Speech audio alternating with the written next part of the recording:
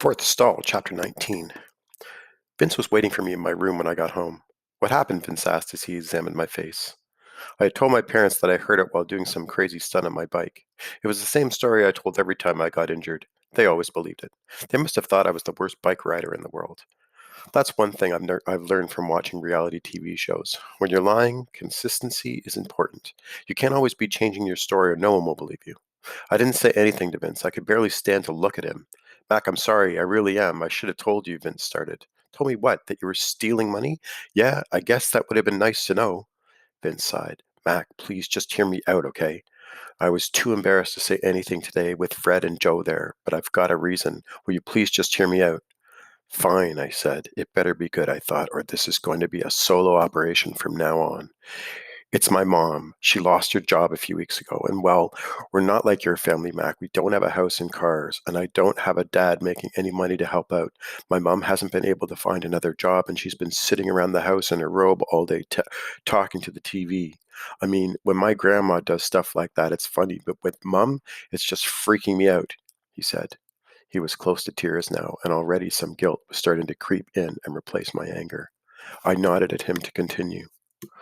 We're in bad shape, and my brother has been giving part of his paychecks to her, which has been making her embarrassed, but she still takes it because we're that desperate. So I've been helping her out where I can. I mean, I'm not giving her the cash personally because she'd never take it from me, but I've been slipping 20s into her purse when she's sleeping and stuff like that, and I think she just doesn't question where it comes from. Once I even heard her thanking my dad one night when she found a 10 that I put in her dresser drawer. But either way, it's been making a difference. I mean, how could I sit back and let us lose our trailer or have to heat or have our heat or water cut off when I know what kind of money we're sitting on? I nodded again. You could have just come to me for help. You didn't have to steal it. Well, that's easy for you to say, isn't it? You don't know what it's like to have breakfast for dinner 4 nights a week because the pancakes are cheap, or to get Victor's old clothes as birthday presents. I was embarrassed, Mac. It's embarrassing. He was right. I didn't really know what it was like. My family had moved out of the trailer park years ago. I barely remember what it's like not to have new presents for birthdays and holidays and not to get to go on vacations to Disney World and stuff like that. I sometimes forget that Vince still lives in the same old yellow and red trailer with brown carpet that always smells like milk for some reason. This actually explained a lot. It had explained why he'd been acting so miserly lately about hiring help to help Fred. I'm sorry, Vince. You're right. You should have known. I sh- but you should have. But you should know you don't have to be embarrassed. You're my best friend, my business partner. I've got your back no matter what. We could have worked something out. He nodded. I guess.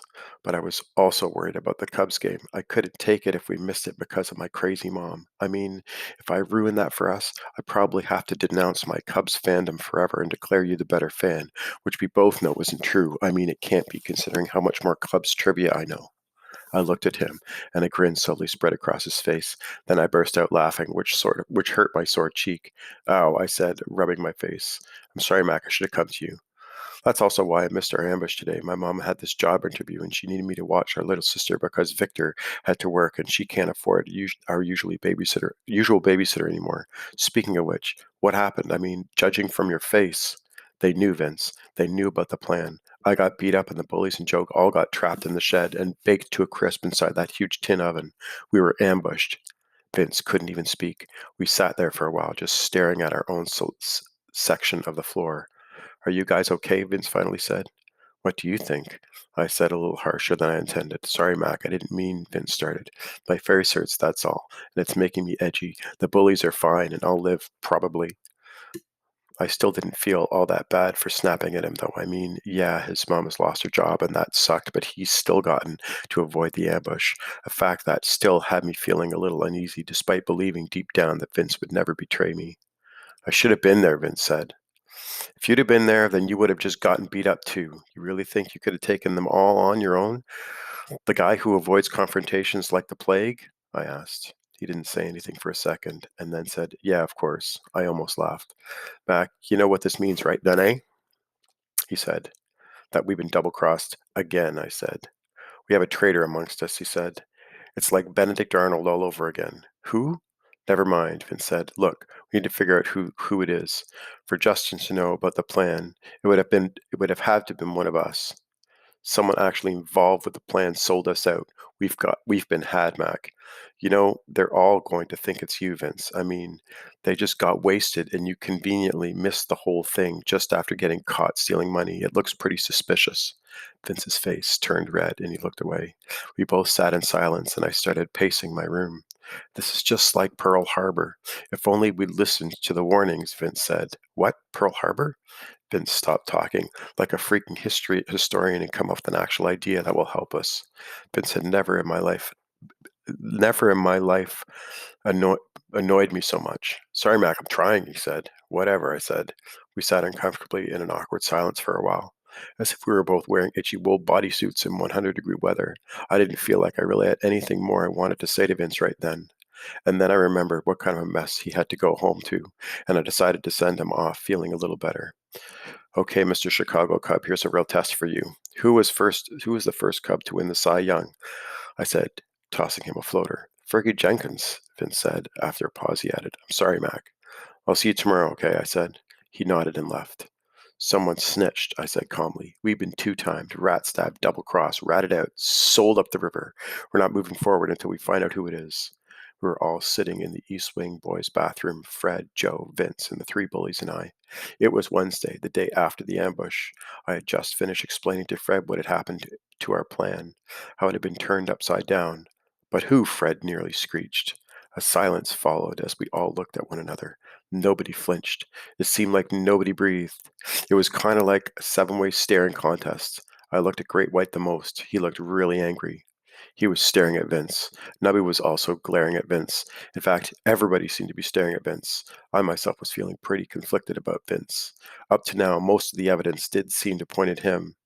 And while I remained convinced that he'd never do a thing like this to me, if you told me 2 days ago that you would have stolen money from me, I'd have slapped you in the face with a spiral-bound notebook and called you a dirty liar. So anything is possible. Look, I said, breaking the silence, we can't just sit here accusing each other. I need some time to think, so let's just plan on meeting here tomorrow at morning recess, okay? Everybody was pretty quiet. Finally, Nubby said, okay. Just use your day off to relax, right? All right? I said to everybody. With that, the three bullies left the bathroom. I asked Joe, Vince, and Fred to stay for a moment. I wanted to call a private meeting just for us. I said to them, but it's not safe here. We're already going to my house right after school to help my dad clean off the graffiti, so we'll hold our meeting after we're done. I just need to call my mom and let her know that I'll be home a little later than usual, Fred said. Fred had been there all day. I told Joe and Vince about the graffiti and my dad's offer. Fred insisted that he be allowed to help. He blamed himself for the graffiti, so he felt he owed it to me to help clean it off. And well, it kind of was his fault. Let's close the office for the rest of the day. I'll see you guys after school, I said. For the first time in my life, I was really happy to be going to class. Schoolwork just seemed as so simple and easy compared to the mess I was in with the business. I watched the other kids working. They had the easy life. No money, no business worries, no staples. If they only knew how good they had it, they wouldn't complain so much about having homework and lame assignments that everything else like that. At lunch that day, it was time to put my own private plan into action. I picked my way through different groups and cliques of kids, working my way across the north baseball field and over to the little dumpster on the far side of the school parking lot. It's a pretty private place, and kids are not usually allowed to back there. But like I said before about the recess supervisor, she doesn't like walking much.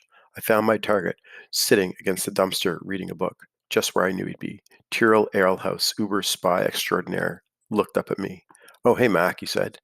I nodded him and said, hey. Whenever sleuthing or sneaking had to be done, Tyrrell's my guy.